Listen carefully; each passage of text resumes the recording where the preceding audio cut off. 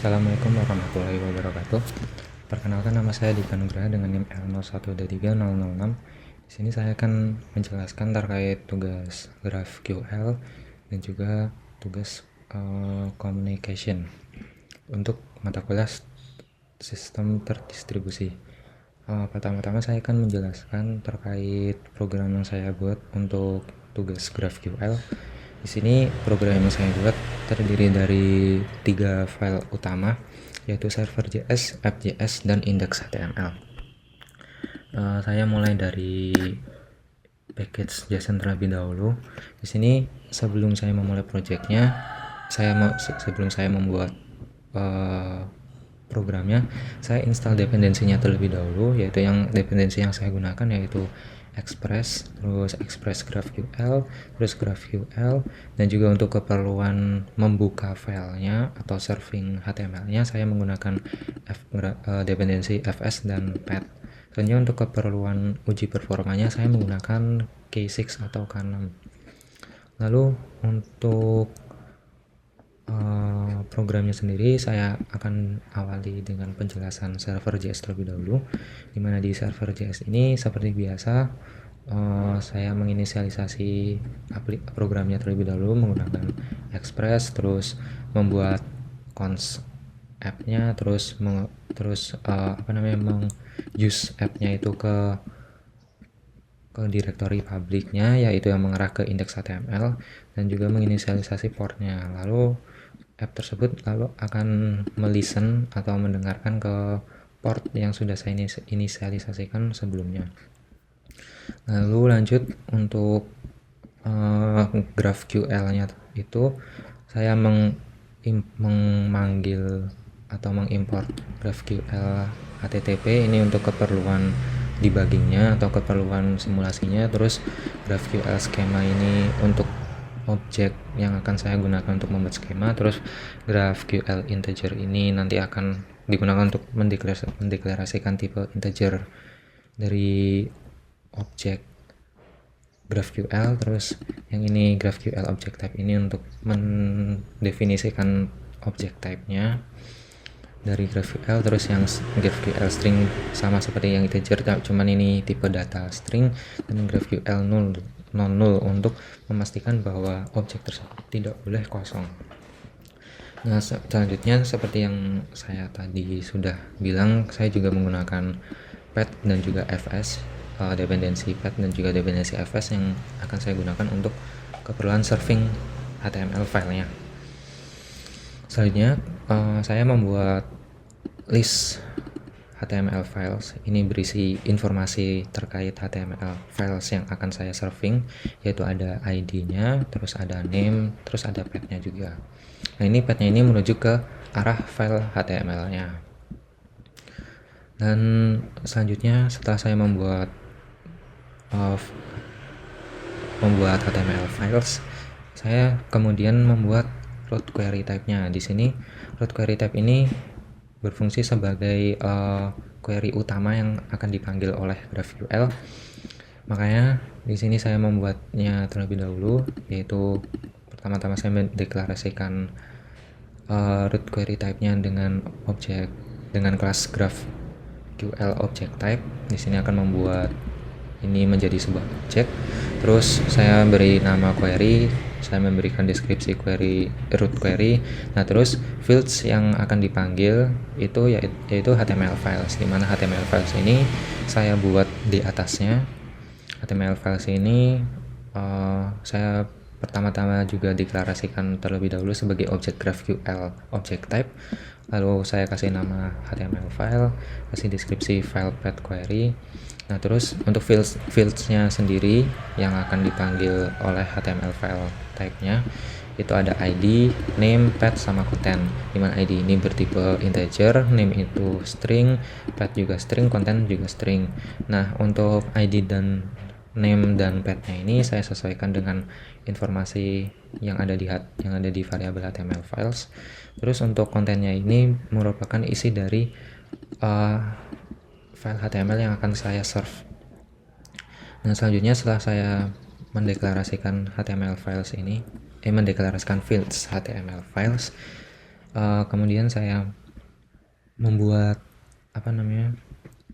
membuat ini tipe, mendeklarasikan tipenya yaitu HTML file type, lalu saya memberikan deskripsi list of file HTML. Terus di sini saya menggunakan argumen ID dengan tipe data integer, soalnya nanti saya akan memanggil salah satu HTML filenya itu menggunakan ID-nya ini. Nah, terus di root query-nya ini saya akan memanggil HTML filesnya ini dengan fungsi resolve, yaitu memanggil ini ID-nya, memanggil ini merupakan parameter ID, dan ini sebenarnya ada parameter parent tapi di sini saya kosongkan saja. Terus nanti parameter ID ini akan dipanggil untuk mencocokkan HTML file ID, yaitu yang di sini. Nanti jika saya misal manggil 1, berarti yang dipanggil itu adalah yang ini, HTML file yang ini. Dan jika itu saya menggunakan fungsi find juga, dan jika tidak ditemukan file yang sesuai ID yang akan saya cari, maka akan nge-return null. Terus untuk path filenya, jika ketemu nanti akan membuat path file yang merujuk ke alamat directory filenya tersebut. Terus ini untuk kontennya saya menggunakan ini tadi dependensi fs yang akan membaca isi file dari path file yang sudah saya inisialisasikan sebelumnya, lalu akan di return. Nah, ini kalau untuk yang skema dan app use yang endpoint-nya /GraphQL ini untuk keperluan simulasi atau debugging saja. Nanti mungkin bisa dilihat ketika saya sudah menjalankan programnya. Lalu untuk ini app.js ini merupakan penghubung antara backend dan frontend-nya, dimana di app.js ini saya pertama-tama menginisialisasikan query yang akan saya panggil. Nah, query ini akan dipanggil menggunakan fungsi fetch. Lalu fungsi fetch itu dipanggil di function yang namanya fetch HTML by ID, di mana nanti menerima parameter ID. Lalu ketika saya fetch endpoint /GraphQL ini, nanti akan memanggil method post, soalnya ini merupakan respon, dan juga headernya ini untuk content type-nya akan bertipe application/json, dan body-nya atau isinya ini nanti JSON yang sudah diubah menjadi string, dimana yang isi dari body-nya itu diambil dari query ini yang sudah saya definisikan di atas, yaitu mengambil ID, name, path, dan kontennya, dan variabel yang mencocokkan argumen dan parameternya argumen dan parameter ID ini. Terus di sini saya juga membuat kayak error handlingnya. Di sini jika ditemukan datanya, atau jika ini valid, filenya itu ketemu atau datanya itu ada, maka akan mengubah respon ini diparse menjadi JSON object. Lalu jika ada error, nanti akan dithrow errornya. Di sini error handlingnya nanti akan muncul, nanti akan menampilkan error message-nya. Nah, lalu fungsi ini akan mereturn data.html files, yaitu data ini berarti kan respon ini. Terus HTML files itu adalah file HTML yang akan saya panggil. Tapi jika null, maka akan mereturn null. Lalu fungsi yang kedua yaitu ada render HTML file, di mana di render HTML file ini saya menggunakan iframe. Ini kayak komponen di HTML, dimana iframe ini nanti akan menggunakan src doc, dimana src doc ini nanti akan akan mengeksekusi atau mengcompile file HTML-nya. Jadi nanti file HTML itu bentukannya merupakan sebuah file HTML, bukan cuma string aja. Terus untuk fungsi handle load click, ini fungsi yang akan dipanggil ketika elemen dengan ID button load diklik, maka akan memanggil fungsi handle load click ini, dimana handle load click ini nanti akan memanggil ID dari elemen yang memiliki ID file ID. Terus ID tersebut nanti akan di fetch menggunakan fungsi fetch ini sebagai parameternya, sebagai argumennya, sebagai argumen fungsi fetch HTML by ID. Nanti akan disimpan di variabel item. Jika variabel item tidak ditemukan, maka akan muncul alert dimana ada tulisan file tidak ditemukan. Tapi jika error, nanti akan muncul alert error. Namun jika semuanya baik-baik saja, nanti akan dipanggil fungsi render HTML file, dimana nanti fungsi render HTML file ini akan merender file HTML yang diambil dari item.content.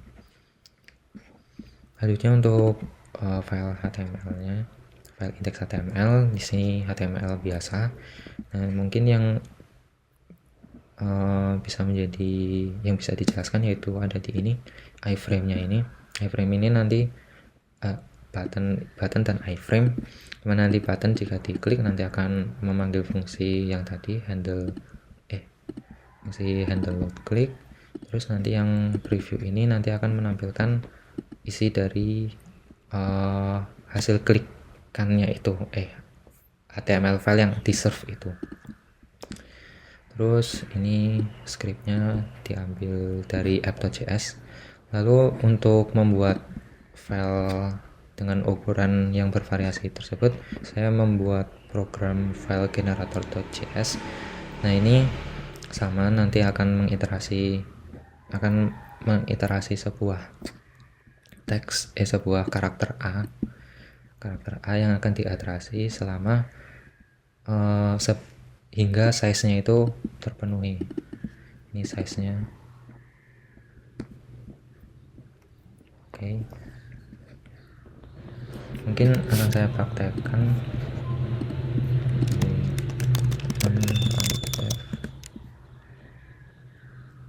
Nah, ini server jalan di localhost 3000.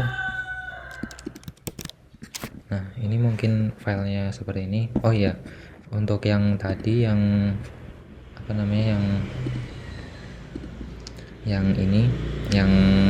untuk simulasi GraphQL-nya mungkin bisa dicontohkan di ini. Nah, di GraphQL ini dapat dilihat kalau tadi yang root query-nya itu kan namanya query juga. Ini query, jika diklik nanti muncul fields-nya yang akan dipanggil yaitu HTML files, di mana HTML files-nya ini akan mengambil parameter ID yang bertipe data integer dan akan mereturn HTML file juga.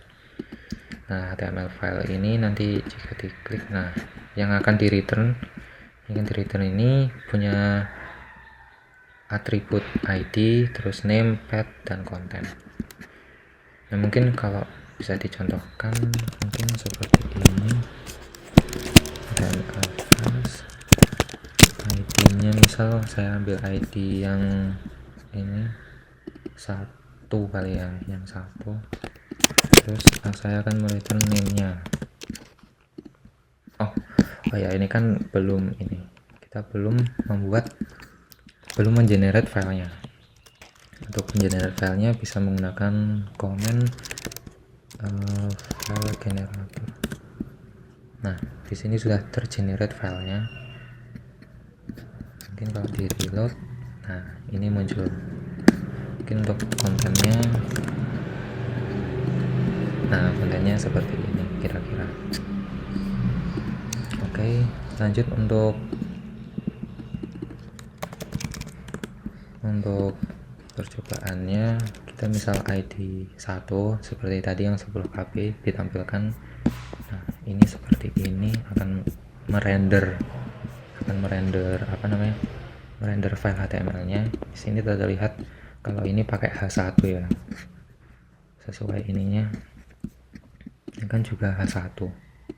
Nah ini di render, jadi bukan string tapi sudah file HTML yang di render. Misal untuk yang 3 dan untuk mungkin yang 5 yang paling besar. Kalau 5 itu berarti yang 10 MB sesuai yang di sini. 5 itu yang 10 MB, harusnya ini agak lama ya, ini terlihat jauh lebih lama dibanding yang sebelumnya. Oke, lalu untuk uji performanya saya menggunakan K6, dimana ini seperti yang sebelumnya K6. Mungkin langsung saja saya praktekkan. Untuk yang K6 saya akan coba K6 run K6 1000 yang request terlebih dahulu.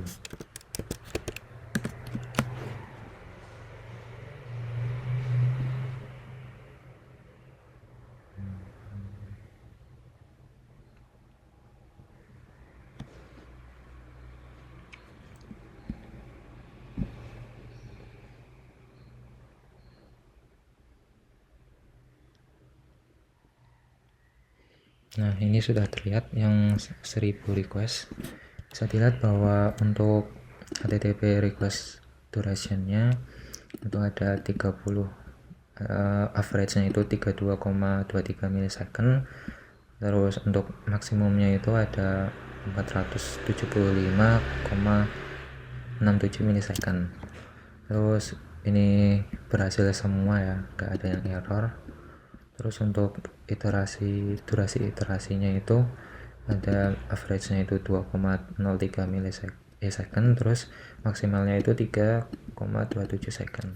Mungkin untuk perbandingannya yang ini 1000 request. Nah mungkin ini yang untuk tugas simple API dapat dilihat bahwa average-nya untuk yang ini yang 1000 request ini. Nah untuk average-nya 1000 request itu 9,1 milisecond. Di sini average-nya 32. Ini yang HTTP request ya. Terus yang maksimumnya 439. Di sini maksimumnya 475. Terus untuk yang iterasinya, average iterasinya itu 2 second. Ini average iterasinya juga 2 second. Untuk maksimumnya sendiri ada 3 detik, 3 ini 3 detik, 27. Jadi memang bisa dilihat bahwa kalau yang menggunakan GraphQL ini lebih lambat dibanding yang simple API. Terus mungkin saya akan nyoba untuk yang 1000 user.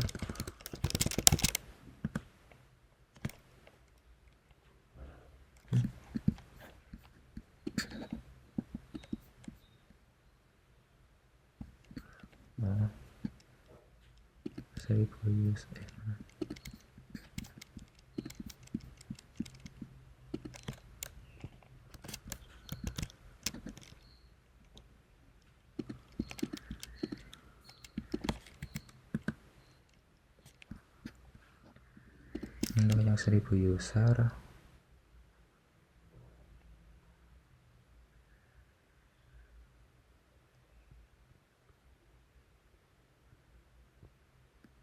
nah di sini yang 1000 user ada yang gagal, yaitu yang HTTP request durationnya yang melebihi thresholdnya. Bukan gagal juga sih, lebih ke ini melebihi thresholdnya yang saya atur. Nah untuk ini 1000 user, yang 1000 user ini average untuk yang HTTP request durationnya itu ada 695 milisecond. Nah ini untuk HTTP requestnya average-nya itu 4 second, jauh lebih lama. Terus untuk maksimumnya itu 9 hampir 10 detik, sedangkan kalau ini maksimumnya itu hanya sekitar 1 millisecond saja yang HTTP request duration. Terus untuk yang iterasi durationnya itu ini 8 detik average-nya, terus kalau ini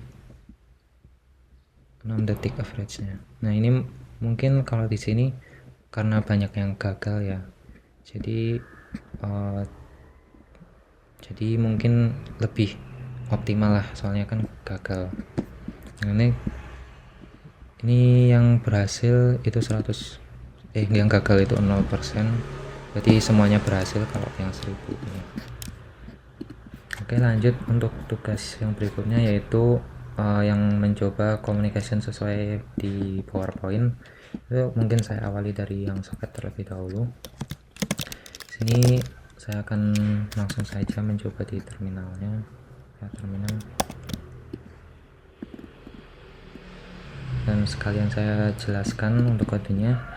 Ini kalau soket ini nanti pertama-tama mengimport soket terlebih dahulu, terus saya juga menginisialisasikan host dan port yang akan saya gunakan untuk server soketnya ini. Di sini pertama-tama saya membuat class server, terus ada fungsi run-nya, mana nanti akan dideklarasikan objek soketnya, yaitu soket, terus ambil af_net, terus sok_stream, terus nanti akan dibind sesuai host dan portnya. Hostnya ini berarti 0.0.0.0 dan portnya itu 8000 misal. Terus s ini akan listen, terus koneksinya ini akan, jika s ini accept maka akan mereturn 2, yaitu connection dan address. Nah, nanti yang connection ini, dari connection ini bisa diambil datanya menggunakan receive ini, fungsi receive-nya. Terus jika tidak ada data maka akan break. Nah, nanti data yang sudah diterima itu akan di-send ulang, lalu belakangnya akan ditambahi dengan asterisk. Lalu program akan ditutup, koneksi tersebut akan ditutup setelah datanya dikirim. Nah, untuk yang kliennya ini, ini kliennya hampir sama, yaitu pertama membuat objek soketnya, terus di sini kan kalau yang tadi yang server itu bind, kalau yang klien itu nanti connect ke host dan portnya, terus akan nge-send ininya, message-nya, misal di sini hello world, terus akan di encode menggunakan UTF-8. Terus di sini data yang di receive ini setelah server ini mengirim ulang yang sudah ditambahi asterisk ini, nanti akan di receive, lalu akan di print sekaligus di decode menggunakan UTF-8. Terus akan ditutup koneksinya.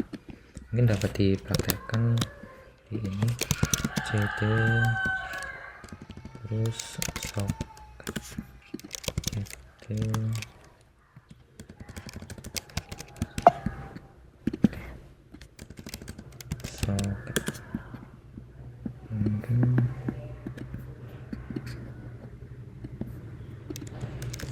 Python 3 Python socket server, ini sebagai servernya. Nah, ini Python socket kliennya. Nah, sini kan seperti yang sesuai algoritmanya tadi, servernya klien ini akan connect ke server, lalu akan mengirim pesan pesan hello world. Nah, di ini pesan hello world itu akan diterima oleh server, lalu ditambahkan asterisk di belakangnya. Selanjutnya untuk yang kedua, untuk request dan respon. Request dan respon ini menggunakan 0MQ. Nanti pertama-tama import dulu 0MQ nya, terus kita membuat fungsi server, dimana kalau 0MQ ini memerlukan konteks, makanya diambil zmq.context. Fungsi .context ini akan lalu ini lalu konteksnya itu akan digunakan untuk membuat soketnya. Nah ini di sini kan ada rep, di sini juga ada request untuk yang klien. Nah kalau rep ini response, nanti berarti si server ini akan mengembalikan response. Lalu setelah itu soket ini akan kita membuat servernya ini dengan ngebind soketnya itu ke alamat ini, yaitu kalau saya pakainya TCP terus .2//localhost .2 12345. Jika true maka akan membuat message ini akan jika true ini, jadi selama true ya ini cuma buat ini doang, iterasi secara terus menerus. Nah ini untuk jika ada ininya, jika sudah nge-receive message-nya itu maka akan disimpan di variabel message. Lalu jika variabel message-nya ini ternyata namanya stringnya itu berupa stop, maka akan nge-stop, akan berhenti, ini akan break. Cuman jika tidak, jika isinya bukan stop, maka akan mengembalikan replay, yaitu replaynya itu ini. Replaynya itu nanti message-nya ini seperti yang kayak tadi akan ditambahi asterisk di belakangnya. Tapi message-nya tersebut nanti akan di-decode terlebih dahulu, terus akan diubah tipenya menjadi string. Lalu setelah itu server ini akan mengirim ulang replaynya itu dengan men-encode string message yang udah ditambahi dengan asterisknya. Mungkin kalau bisa dicoba, nggak digedein kali ya. Clear cd terus cd terus rep terus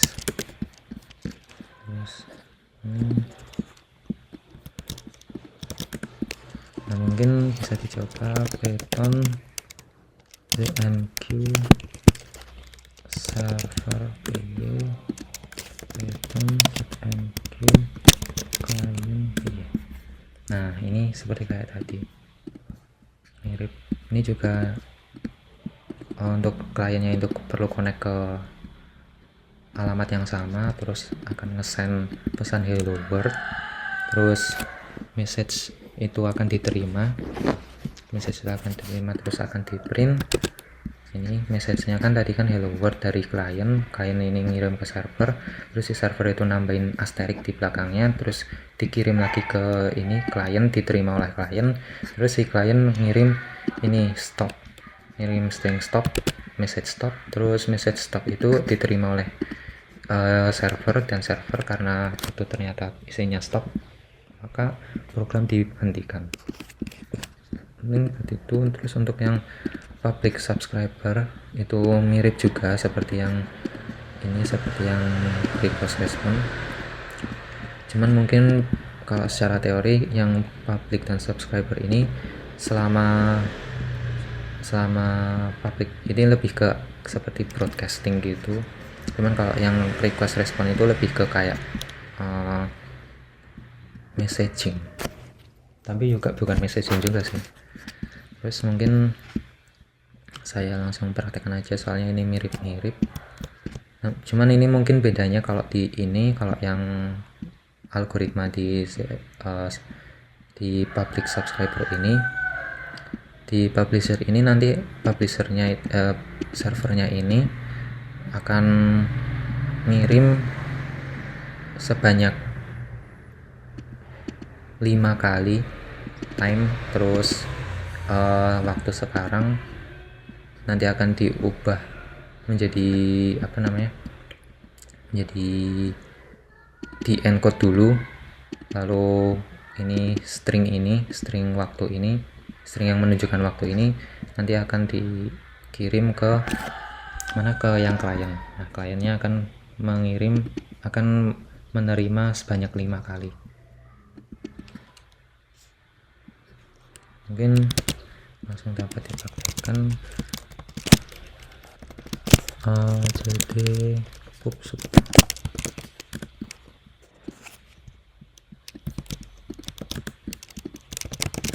Aduh, clear. Mungkin Python ZMQ server, Python ZMQ client. Nah, ini kan bisa dilihat kalau ini sebanyak 5 kali. Ini 5 detik ya, sleepnya itu 5 detik. Jadi tiap 5 detik ngirim, cuman si kliennya ini cuma ngambil 5 kali, soalnya ini pakai iterasi for loop dengan range 5. Nah, oke. Seperti itu. Terus mungkin selanjutnya untuk yang pipeline, ini pipeline juga mirip-mirip juga seperti yang sebelum-sebelumnya, cuman bedanya mungkin kalau yang pipeline ini di sini menggunakan full. Oh ya, kalau yang public subscriber ini tadi menggunakan publish dan juga subscriber. Terus kalau yang ini menggunakan push dan pull, servernya itu push, terus kliennya itu pull. Jadi nanti si server nge-push, terus si klien itu nge-pull pushan dari servernya. Nah, ini untuk logiknya ini menggunakan kayak simulasi worker dan pekerja dan produsernya. Jadi nanti si produser ini ngirim workload di sini sebetulnya 100, cuman untuk simulasi saja saya sampai 10. Nah, ini workload ini nanti akan dikirim ke kliennya atau ke, kalau di sini mungkin workernya. Jadi si workernya ini nanti akan mengerjakan workloadnya itu setiap 1 detik. Jadi misal di sini saya ternyata ada 5 workload, nanti berarti ada 5 detik saya perlu menunggu si workernya ini mengerjakan selama 5 detik. Terus setelah si workernya menjalankan selama 5 detik, nanti ini baru mengirim lagi, si produsernya baru ngirim lagi. Itu seperti pipeline ya. Jadi kalau pipeline itu nunggu selesai terlebih dahulu, kalau istilahnya di sini workloadnya selesai terlebih dahulu baru bisa ngirim workload yang lainnya. Mungkin bisa dipraktekkan ini di Ctrl C, CD,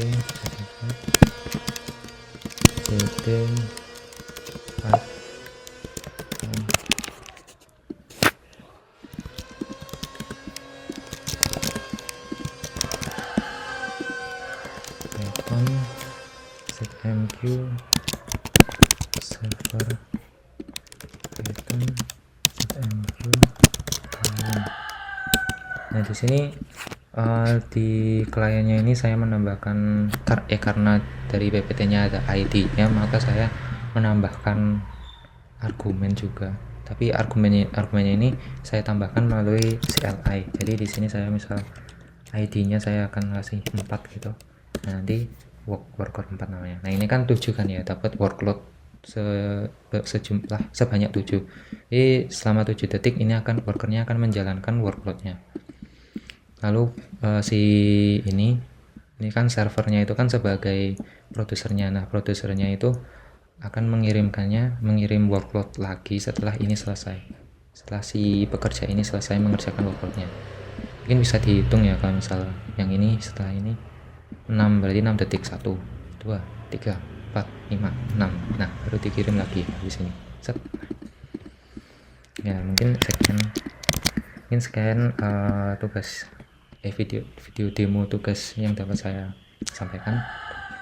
Assalamualaikum warahmatullahi wabarakatuh.